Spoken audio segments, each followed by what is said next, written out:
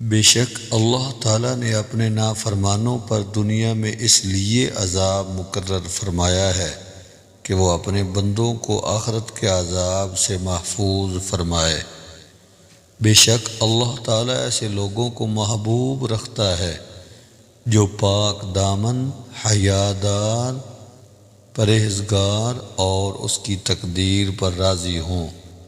بے شک اللہ تعالیٰ تو یہی چاہتا ہے کہ وہ اپنے ایماندار بندوں کو ایسی جگہ سے روزی پہنچائے جہاں ان کا وہم و خیال بھی نہ ہو۔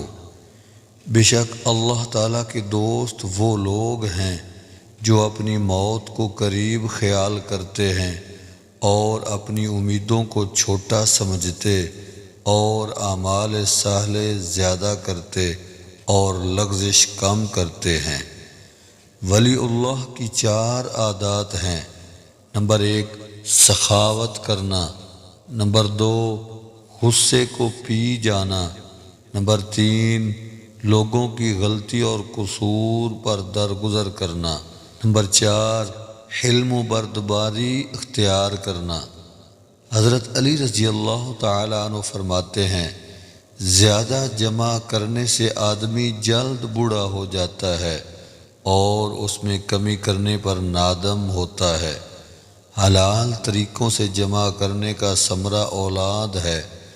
اگر اولاد زندہ رہے تو انسان اس کی محبت میں پڑ کر گناہ میں مبتلا ہو جاتا ہے، اور اگر مر جائے تو اس کے غم میں گھلنے لگتا ہے۔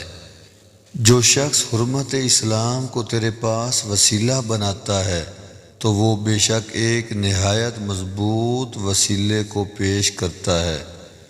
گناہوں کو بخشوانے کا اچھا وسیلہ استغفار ہے، اور گناہگار کا اچھا سفارشی اس کا اعتراف اور اقرار ہے۔